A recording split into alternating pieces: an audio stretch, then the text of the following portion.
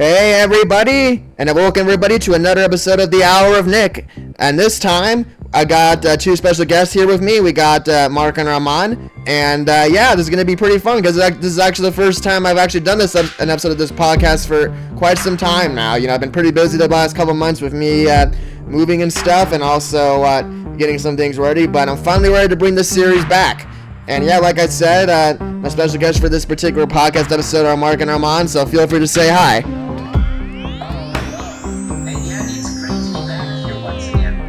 Yeah, for sure, and it's great to have you back too. But either way, let's go ahead and get started here. Like I said, this is probably gonna be a bit of a shorter podcast episode, but I still got a few nice topics in mind for it. So let's begin. A little over, I think. I want to say like a week ago now. I've kind of been losing track of time as of late, but week ago as of now, we just had a huge direct from Nintendo that was kind of, I guess you could say, like a bit unexpected, but it's kind of still a nice, pleasant surprise nonetheless. And it was about the upcoming Kirby Air Riders. And I definitely have some thoughts about this game, and I gotta say, it definitely does look interesting for sure. I know for a fact I'm definitely going to get the game probably for Christmas, honestly, but I'm definitely curious to hear what you guys thought of the direct and really just the game in general. Mm-hmm. I mean, it's kind of crazy to think how we get this announced in the Switch 2 Direct at the beginning of April, hear nothing about it for 4.5 months, and then all of a sudden a 45-minute blowout. I know. It's honestly pretty crazy that it just happened like that, and especially because even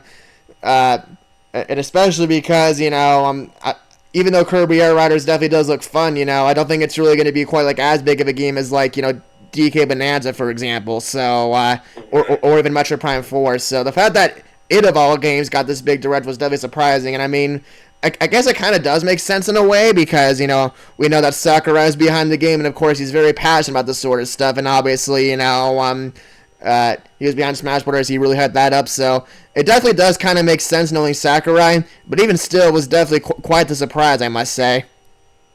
I can't believe it either. It's just so crazy to see that we're getting a new Kirby Air Riders game, and it's been like 2003 since we got a Kirby Air Riders, and I just can't believe it, honestly. Yep. But I'm definitely glad one is finally coming out now, and I definitely am going to be excited to hopefully revisit some of the original game pretty soon as well. Either from my channel or offline, or kind of in celebration. Mm-hmm. Yeah, you know what would be really nice though is right around the time that comes out, they were to put the original Kirby Air Riders onto the GameCube app for NSO. I mean, it makes perfect sense. But of course, knowing Nintendo's history with releasing stuff on the NSO, if it makes too much sense from the fans' perspective, they're not going to do it. Yeah, you're sadly right about that, but hopefully it does still happen in some way or another. I definitely would love it if they kind of shadow dropped the original Kirby Air Ride on NSO before Kirby Air Riders came out. Yeah. Now, as for my thoughts on Kirby Air Riders itself, from what they kind of showed in the direct, I will say that the game definitely does look pretty fun. I like I kind of like how they've got everything set up and how they kind of are basically are kind of expanding upon the original, but if I'm being perfectly honest, there was nothing in the direct that really kind of wowed me, if that makes sense. It does look like a fun game, and I'm sure it's going to be a game I have a lot of fun with, but there was really nothing in that direct that I think is really going to make people actually that didn't play the original Kirby Air Ride game go oh wow, this is crazy. This is a game that the game series I can't believe I missed out on. I need to check it out. I'm sure it's going to be a great game, and I'm sure people like me that love the original Kirby Air Rides, are going to have a lot of fun with it, but I don't really know if, the direct really did enough to kind of justify the game's purchase for, newcomers of the series. And I've never played the original Kirby Air Ride, but before this direct even was announced, I figured, probably one of the things that I said was that, okay, they have to have city trials in here. And sure enough, I was right. Yep. Yeah. it's just so this is pretty funny. So Kirby Air Riders was my first ever Kirby game growing up. It was like the only Kirby game I ever played at the time. So just hearing like announcing Kirby Air Riders, I was like, bro, like what the heck? I was not expecting that kind of announcement. And just by when I look at the trailer, it does look pretty cool. It looks a lot more polished, which it makes sense for a Switch 2. And I just can't wait to see what else they're going to be doing with it. I'm not sure if I make it a game or not, but it does look pretty fun, though. Yeah, for sure. And like Mark mentioned, I definitely am glad they brought back City Trials and so forth. And hey, the fact that, we can have like all these online stuff is probably going to make the game a pretty big blast as well. Yeah. And, it is kind of weird to me, and I know Nintendo Bandy kind of brought this up in like his own video on Bandy's Band, but I'll go ahead and kind of say it too because I very much agreed with him on this. It is kind of funny that they named the game, that Sakurai said they named the game Kirby Air Riders because there's like multiple riders in the game, even though even in the original Kirby Air Ride you could literally ride with more characters than just Kirby as well. So that kind of justification kind of seemed a bit kind of strange to me, I guess. Like, I mean, I guess whatever we had to do for a sequel name, but it was just kind of like a weird justification. Yeah. But I guess that's just Sakurai for you. Mm-hmm. Right. Yeah. And yeah, like I said, I do think a lot of the new power-ups and stuff look pretty cool, and I do like the fact that they have like all these different vehicles and stuff that you can pick in the game. We'll definitely have to see how that plays out, but either way, like I said, the game does look really cool, and one other thing I probably will say is that obviously after the direct happened, they revealed the price tag for the game, and I think from what I remember it was like $70, which I gotta say, while it's not as outrageous, of course, as the Mario Kart World infamous $80 price tag, I still think it's definitely a bit too high for that particular game. It really should just be $60 in my opinion. Yeah, when I was hearing about the game being like, $70, I was like, I don't know if $70 can justify this kind of game. I don't know, because like the way it looks, like it does look pretty fun, but I definitely agree. I think really it should at least be $60, depending on how much content it gives and like what kind of modes they are offering it, of course. And I just feel like that it all depends on the presentation, of course. At least it's not an $80 game. Unlike Mario Kart World. Yep. Well, and that's kind of what I just said. Like I said, I definitely glad it's not priced, like Mario Kart World is. But either way, like I said, $70 for what is essentially just a racing game is still kind of insane. Especially when you consider that's the same price literally as DK Bonanza, which spoiler alert for when I eventually do my own video of that particular game, is definitely a game that's kind of like much more in depth and has like a lot more going for it. Right. Yeah. Exactly. So yeah, like I said, I don't know how Kirby Air Riders will turn out at the end of the day. I'm sure, like I said, it'll be a pretty fun game, and it's probably going to be the game, honestly, I asked for my Christmas list this year. Honestly, I kind of am shocked that that it is coming out as late as November because and I'm probably going to talk about this a little bit more in the next topic actually, but I will say that I fully expected like Metroid Prime 4 or some other game like that to really be like the November release, not Kirby Air Riders.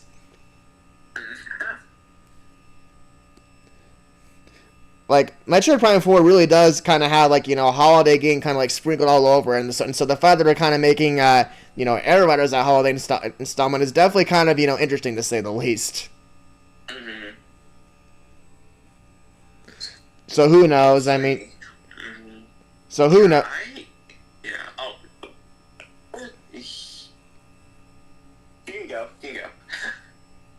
No, that's right. That's all right. Sorry, you can speak. Sorry, I didn't realize you were about to say something. No, you're okay. Yeah, I personally have never grew up with Metroid, so it's crazy to think of like, oh wow, like this could be another Metroid game, and it's crazy that it's come around like I think like the holidays, I believe, but not sure. But I feel like it's so interesting to think about. Like, there's so much Metroid Prime games, and considering that, I think it's like it feels like they're trying to make more Metroid Prime games, which is pretty cool, of course. I think really it's good to those that are really excited for Metroid Prime 4. Or not Metroid Prime 4, but just really excited for that. Yeah. Yeah, and like I said, it does kind of make me wonder if, like, especially because we still don't even have a release date for Prime 4 yet, if it's going to be like kind of like the next surprise direct we get for that game, or if like they're going to just delay it again till next year, which I mean, in that case will just be crazy. But who knows? With the way things have gone so far, wouldn't exactly be out of the ordinary for Nintendo. Yeah, exactly. Even if it push it back, I think it could be something like interesting, and maybe like I'm not sure, but if it's possible that they might push it back, you could probably do to it. Then like, oh, they might want to polish it up more. Maybe they want to make sure that it's all good, that there's no bugs or anything that's causing a game to run that way. Yep. They probably just want to make it as good as possible for the Metroid fans, is what I would have to guess.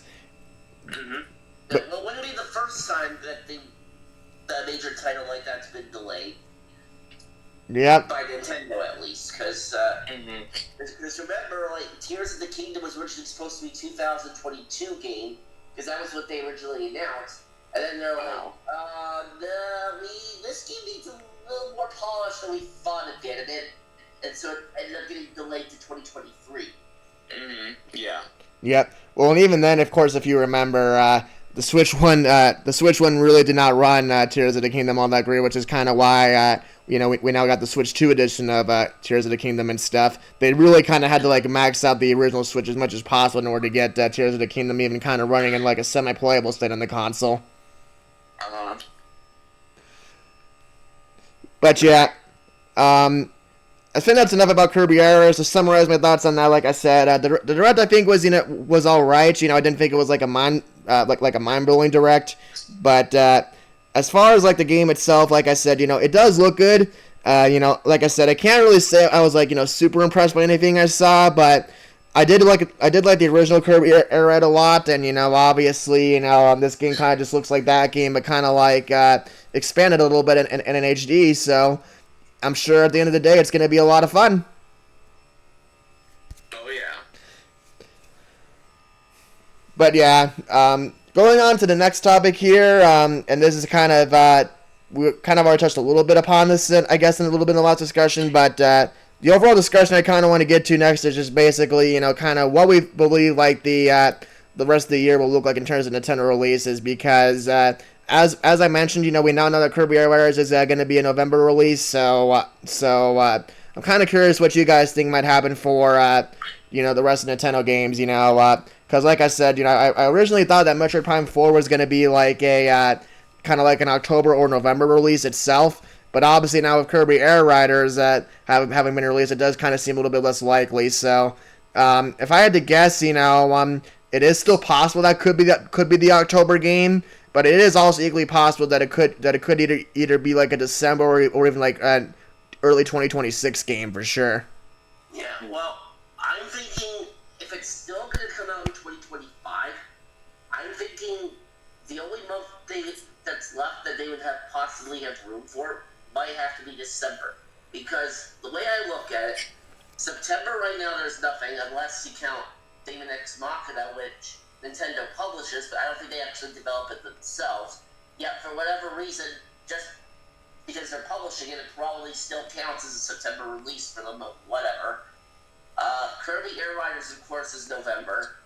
Like I said, September I don't think would work for Metroid Prime 4, because then that's not going to be enough time for a proper marketing strategy. Right. And you're not going to put it in the same month as Pokemon Legends ZA. That's essentially a death sentence if you do that. So, yeah, it's either going to have to be December as a holiday title, or you move it into the early portion of 2026. I mean, people waited like 8 years for this game since it was originally announced way back at the beginning of the Switch 1 era. Like, it's not really a big deal if they have to wait a few extra months. Exactly.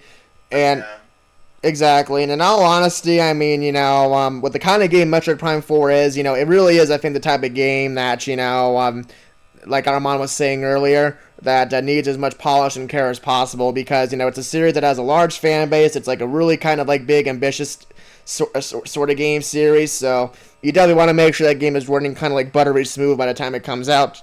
Yeah, well, one thing's for sure, once it does finally come out, which at this point to me looks more likely to be maybe early 2026, it's obviously still going to be a Nintendo Switch 1 game because that's what it was made for. And it's also going to be on the Switch 2, although granted that version is more or less going to be just the same game, but with much more updated visuals and the graphics or whatever, and the ability to run at 120 frames per second, which I don't think they'd be able to do on the Switch 1 version. Oh, no, definitely not. I feel like so honestly, like, between the two versions of that game, I think the Switch 2 version of it would actually be the better version, in my opinion. Oh, yeah. Oh, yeah, for sure. I don't know if I'm actually going to get Metroid Prime 4 myself, to be honest, but if I do get that game, it definitely will be the Switch 2 version for sure. Yeah, and actually, I did actually have a chance to play it at the Switch 2 demo when I was at Fan Expo last weekend with the mouse controls. Yeah, let's just say I'm not quite as skilled, that skilled at Metroid. Well, hey, neither am I, so definitely don't worry about that. I mean, because I did say that I had no plans on picking up the game, but I figured maybe trying out the demo at Fan Expo would get me to change my mind, and unfortunately that did not happen, so I will not be getting that game, sadly. But the people that do get it, hopefully they'll enjoy it when it does finally release. Yeah, for sure.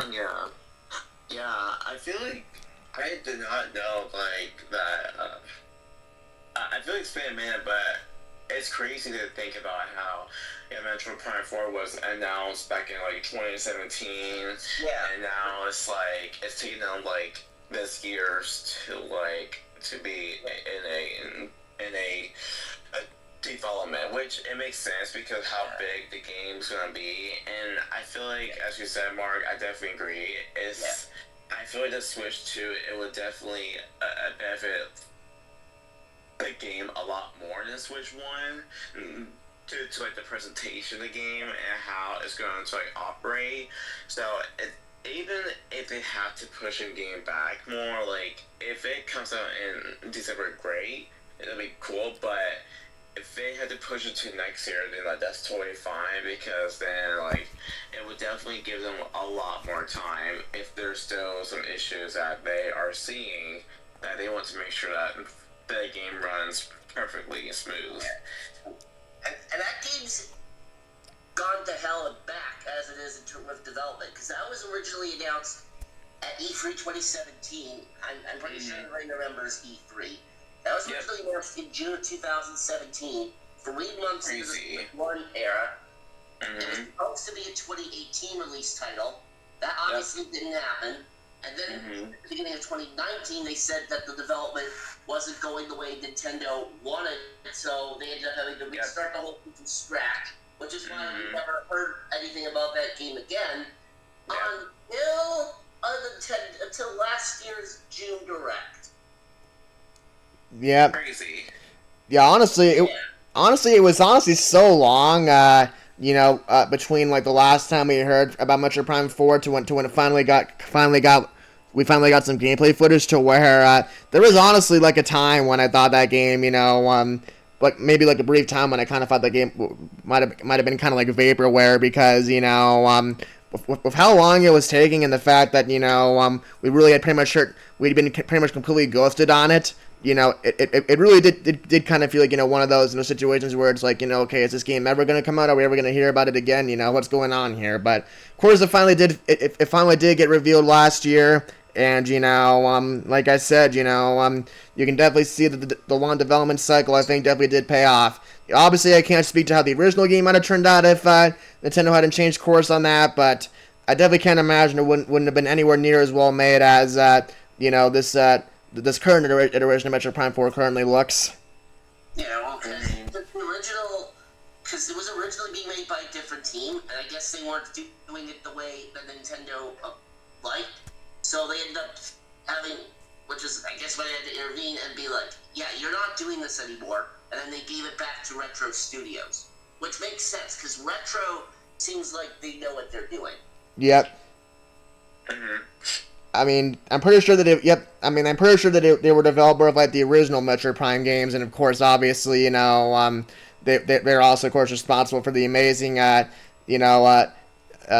Donkey Kong Country Returns and Tropical Freeze. So, I think in general, they're just a really good developer.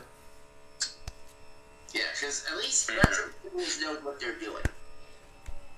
Yep.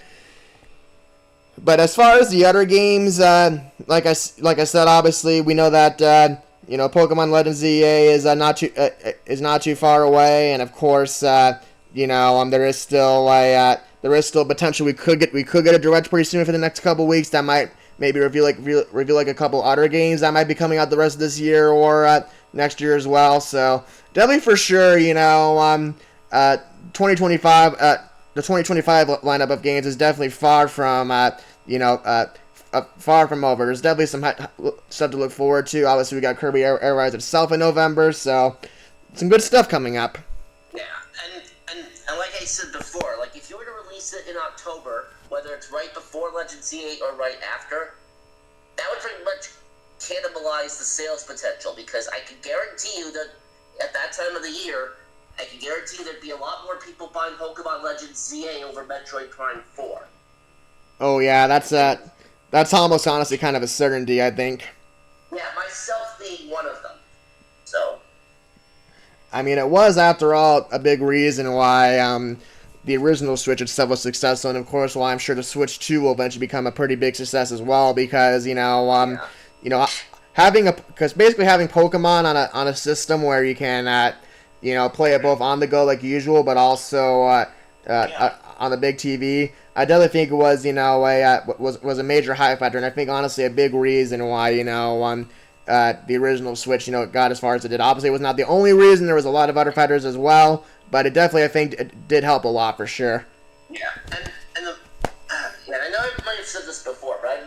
But when I was pre-ordering my copy of Legends CA, I chose the Switch 2 version over the Switch 1 version, so that I could, in order to take advantage of the better visuals that the Switch 2 version would offer for that game. Yeah, that definitely makes sense. And honestly, when it does come to like Switch 1 and Switch 2 cross-platform releases, I probably am going to choose the Switch 2 version most of the time, just because of the fact that obviously I do want that slightly better performance, and also just because of the fact that it honestly really is hard for me to go back to the original Switch 1 games. Obviously, Switch 1 games will run a lot better on Switch 2 anyway, but even still, it's just hard for me to go back to a lot of Switch 1 stuff in that way after playing the Switch 2. And just for the record, though, if I were to have purchased Metroid Prime 4 when it comes out, it would have been the Switch 2 version, obviously. Yeah. And same with me. Like I said, I highly doubt I'm going to get that game, but if I do, it will be on the Switch 2. Yeah. Alright, and so yeah, that covers that, and for one little final discussion of this particular podcast episode is kind of, I guess you could say, kind of like the bit of an elephant in the room, because, obviously it's the one thing I didn't really touch on when covering, plans for the rest of the year for Nintendo, and that is, what, if anything, is Nintendo going to do for Mario's 40th anniversary, because, as some people may know, this year is, of course, does, of course, mark, 40 years since, Super Mario Bros. Came out and kind of, took the gaming industry by storm and really helped to make Nintendo like a big player in, the games industry and stuff. So one kind of does have to wonder, is Nintendo going to do anything for Mario's 40th anniversary this year to celebrate it? And if so, what exactly will that be? I have seen some theories and speculation online, of course, but what do you guys think could happen? Well, my thinking, I mean, I know I've already mentioned this in a different chat, but I guess I'll reiterate it here. I can imagine it starting off with the reveal trailer of the Super Mario movie sequel that's supposed to come out next year, which is in April. And if you do the reveal, and even if you do the reveal trailer now, there's still 7 months until that movie comes out. So that's plenty of time to start prep the marketing cycle for that. So go with so reveal trailer for that. Then of course a reveal of the cast, which for this one probably wouldn't be as much of a shock and awe situation because most of it's going to be the same cast as the first one anyway. So we're pretty much going to know who those people are. So that's how I think it would start. Then maybe some small little spin-offs or remasters, Mario Baseball. Anybody? That'd be a good one. Yeah. Maybe some DLC updates for Mario Kart World.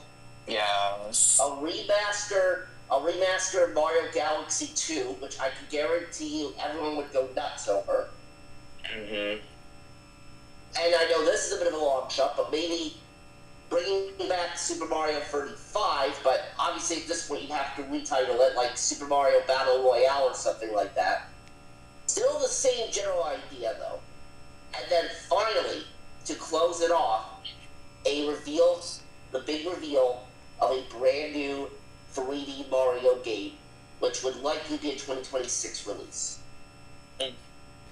Nice. I gotta say, I like pretty much all those ideas, and even though obviously, I don't know if all those or even any of them for that matter will come into fruition.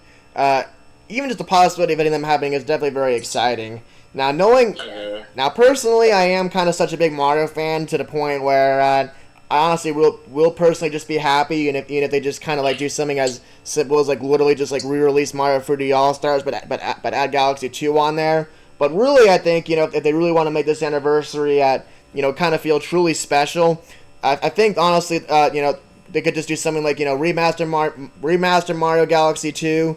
Or even just kind of make it like a standalone re-release or something, and out of that, or maybe they could even just kind of drop some kind of secret special Mario game that that kind of no one was expecting, but that kind of really does make sense for the anniversary. Maybe they could even just do another kind of Mario Brothers spin-off game, kind of like a new way to play it or something. Yeah, I mean they did recently just put the new Hello Mario app on the Switch, but that's kind of more intended towards a much younger audience, 4 or 5-year-olds or whatever, so I'm likely not going to bother with that because of that. But you'll also probably notice I didn't mention anything about any Mario Wonder updates when I was going over what I think could be in a potential 40th anniversary Mario Direct. Mainly because, one, that game's going to be 2 years old in October, and at this point, I think they've pretty much done all they wanted to with that game. I could see them, re-releasing that game, say within the next couple of years, as if they did a Switch 2 edition of it, but, with a few new levels or whatever, but I highly doubt that. I think, personally, they've pretty much done all they wanted to do with that particular game. Yeah, I think Mario Wonder, as far as I can tell, is pretty much everything that they could have done for that game, or at least wanted to do, is probably done now. Yeah, but even with all that we did for that game, it's still really good. Oh yeah, for sure. I love Mario Wonder. Yeah, it was. I liked it a lot. Yeah, I do agree with some people that compared to maybe a couple other games in the past, it's not my favorite 2D Mario style game of all time, but it is still really fun. It is really great. I will personally always probably be nostalgic for New Super Mario Bros. Wii personally, just because I had so much fun playing that game back in the day with my friends and stuff. But Mario Wonder is still amazing. Yeah, really is. Okay. Yeah, I feel like for me, like, my thoughts on the 40th anniversary of Mario, I feel like they could do so many things, like, and it could go into like, so many directions. I think for me, personally, I can probably see them doing a remaster of Mario games, like maybe like what Mark said, like Super Mario Galaxy 2. I can probably see them bringing it to the Switch too, because we did have this, we did have this 3D Mario All Star where there was like Super Mario Galaxy, Sunshine 64, which was really cool to those that couldn't have access to them, and now they can. So I feel like I can see them doing that.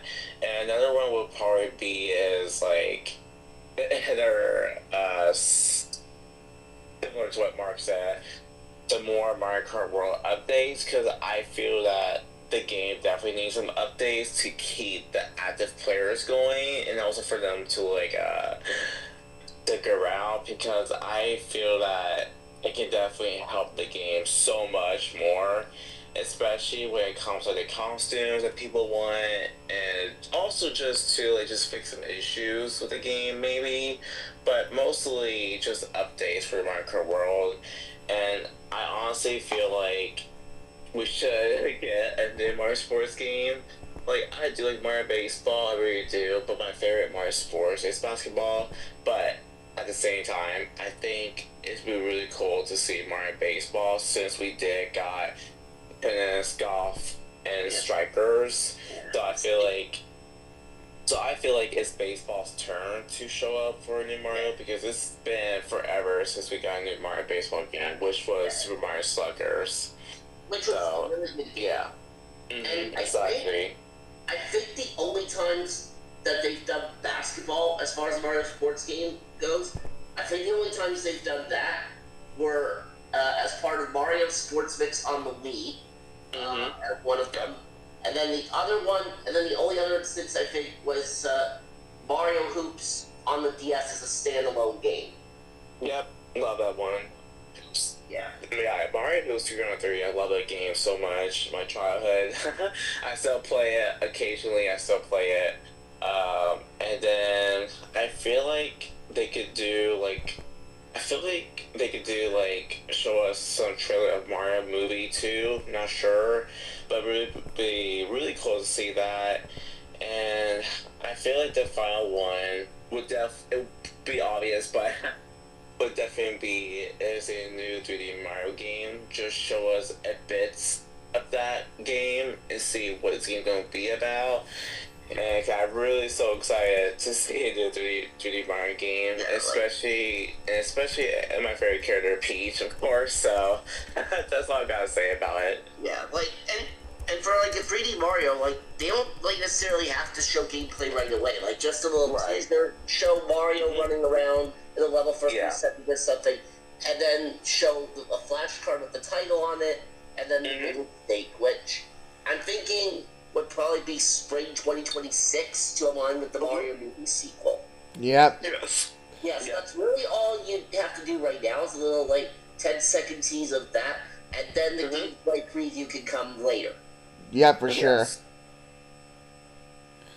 Yeah, who knows? It is possible that the next 3D Mario game, especially with the movie coming out, the second movie coming out next year and stuff, it is possible that that it could be kind of like similar to like a movie tie-in game or whatever. Obviously, hopefully, it's got a lot more depth than that sort of thing. But that is definitely a possibility. Or it could just be that they kind of like time whatever the next 3D Mario game releases, if they're working on one that is kind of like close to the movie. And my release time and guess of that for spring 2026 makes sense for another reason.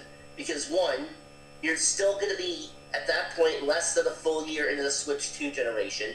And mainline Mario titles have always been early generation console releases for Nintendo. So I see no reason for them to break away from that trend.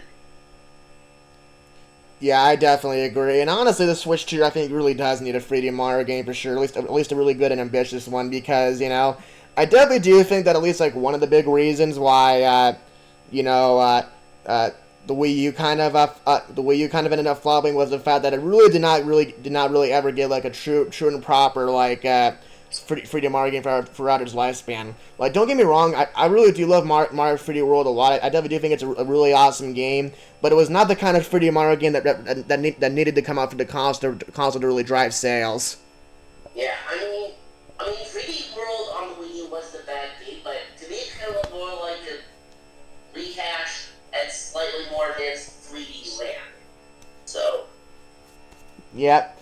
It just was not the kind of game that was gonna, dig the Wii U out of its hole. Nintendo definitely really would have needed like a much bigger and bolder 3D Mario Star game. Like even just kind of like even like think like a Galaxy 3. I think would have really helped out the Wii U in that regard. Yeah, like 3D World just wasn't it. But Mario Odyssey, on the other hand, oh boy, that one was an absolute masterpiece. Oh yes, and that game truly was incredible, and it was the kind of 3D Mario game I've been waiting for so long. I have talked before about how I do kind of think Mario Odyssey is a little bit overrated, but it is still a good game. Yeah, I think for me, Super Mario Odyssey is definitely a good game. It has been a long time since I played Super Mario Odyssey, because the last time I played was when I beat the game and you just have never touched it because of it. The post game just looked too daunting, and I was like, yeah, I think my first run here, I think I'm done. It was just like a one and done deal, unfortunately. But I definitely like Super Mario Odyssey. Yeah, that is. Yeah. Because what I remember posting for Odyssey was mainly just doing like online stuff, and that was really about it. Yeah, that was really my big complaint about Odyssey is that, even though it is a fun game, it's definitely like one of those games where like, you play it and you beat it, and then after that there's no real reason to ever feel like you ever want to come back to it because, because most of the post game stuff just isn't really, noteworthy. Yeah, that's how I felt with it. Just how I felt with the game. I just feel like, I think Super Mario Odyssey is definitely a good game for sure, but it definitely has some flaws. I think they could do better on in terms of the post game, but the main game is definitely awesome. I would say that. Yeah, for sure. It's an awesome game the first time you play. It's just just not a game I come back to afterwards is all. For sure. But either way, like I said, I definitely am excited to see what Nintendo could potentially cook up, if anything, for the 40th anniversary of Mario. Like I said, I definitely think it's a good time to kind of like drum up hype not only for Mario but the series in general. So we'll see what happens in that regard. Yeah. And I think with that, I think that's probably gonna actually conclude this episode of the podcast. So yeah, I know it's kind of a bit of a shorter one, but I still hope you guys all enjoyed it nonetheless, and definitely thank you very much, Mark and Armand, for joining me for this episode. Yeah, of course. No problem. Always a pleasure. Yep. So yeah. Thanks for having me. Yeah, no problem. So I definitely will try to have another episode up within the next couple weeks to kind of make up for the fact that, like I said, it has been a very long time since I did release the last episode, so I probably will try to get another episode out soon. Nintendo, please, from me to you.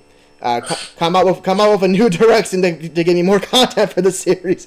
But you do make a good point. Because we missed last month because of your move, which made sense, and then we almost missed August. Yeah.